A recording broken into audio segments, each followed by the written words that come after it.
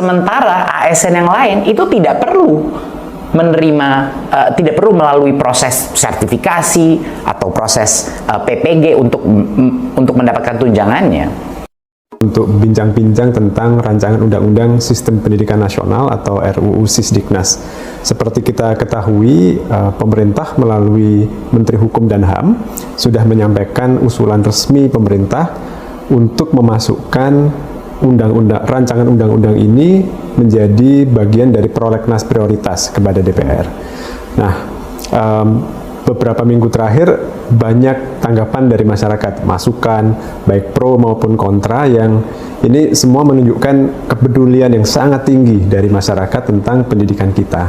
Betul. Salah satu yang paling hangat diperbincangkan adalah soal kesejahteraan guru nih, Mas Menteri.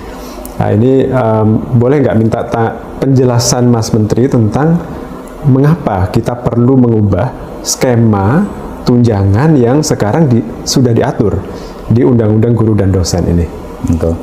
Makasih Mas Tino. Sebenarnya RUU Sisdiknas ini adalah punya potensi positif terbesar terhadap kesejahteraan guru. Itu adalah satu hal yang sebenarnya yang telah kami di Kemendikbudristek telah memperjuangkan selama 1-2 tahun terakhir, adalah mencari jalan bagaimana caranya kita bisa meningkatkan kesejahteraan guru, dan bagaimana caranya kita bisa tidak mengecewakan guru yang sudah bertahun-tahun ini, berpuluh-puluh tahun menunggu tunjangan mereka, tetapi masih mengantre dan tidak mendapatkannya. Jadi sebenarnya RUU Sisdiknas ini adalah kabar gembira bagi semua guru. Ini suatu hal yang saya rasa saya kepengen sekali berbicara langsung dengan para guru dan menjelaskan betapa besarnya potensi ini untuk meningkatkan kesejahteraan.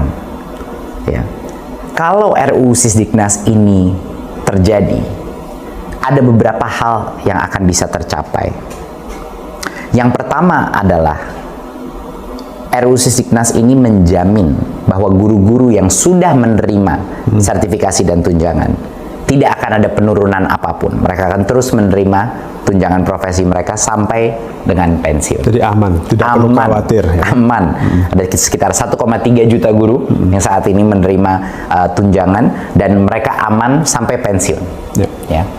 Tetapi ada 1,6 juta guru lainnya yang belum menerima tunjangan profesi, ya, tunjangan apapun, dan mereka ini sudah bertahun-tahun, berpuluh-puluh tahun menunggu jatahnya mereka. Peningkatan kesejahteraannya, ya. Betul.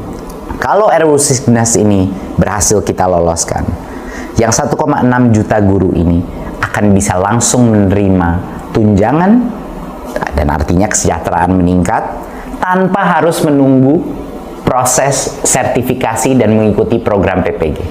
Ya. Ini kuncinya ini, untuk yang 1,6 juta guru. Ya.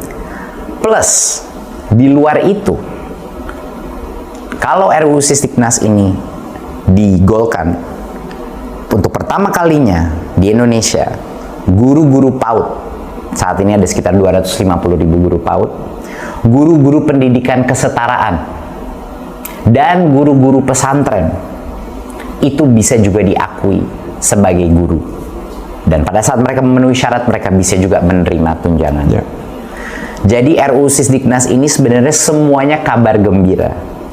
Nah, sekarang saya pengen menanyakan ke Mas Nino, kalau begitu kenapa ada begitu banyak suara-suara dan isu pro kontra yang sekarang sedang tersebar? Yang saya tanyakan Mas Nino, kira-kira kenapa ini Mas Nino? Satu, semua perubahan itu pasti menimbulkan kecemasan, gitu ya. Ini perlu kita pahami, perlu kita maklumi juga. Karena itu kita melakukan banyak komunikasi publik, termasuk seperti dialog sekarang ini, Mas Menteri. Betul. Ada kekhawatiran bahwa pertama, bagaimana dengan guru-guru yang tadi sudah menerima tunjangan, kalau undang-undang yang lama dicabut, apakah tunjangan mereka tetap diterima? Dan ini Mas Menteri tadi tegaskan bahwa mereka tetap dijamin menerima tunjangan profesi yang sudah diberikan sampai dengan pensiun itu ada di pasal 145 ayat 1. Betul. Jadi di pasal RUU Sisdiknasnya, Betul. bukan janji dari pemerintah. Bukan, itu eksplisit ada. Ya, ada jaminan. Jadi ada aman. ketentuan transisi yang menjadi pengganti dari undang-undang yang dicabut. Nah, jadi itu aman. Insya Allah itu meredakan kecemasan 1,3 juta guru yang sudah menerima tunjangan ini. Ya. Nah, pertanyaan dari yang belum menerima ini juga valid ya.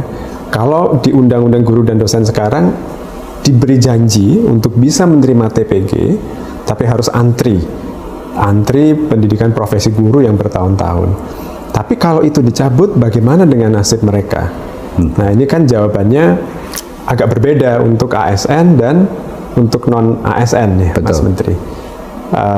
Mungkin Mas Menteri bisa menjelaskan skema untuk ASN kira-kira seperti apa nih? Kenapa guru-guru ASN dan calon ASN yang sekarang berproses guru-guru honorer yang ingin menjadi P3K ini, kenapa mereka juga diuntungkan dengan adanya perubahan pengaturan yang kita ajukan?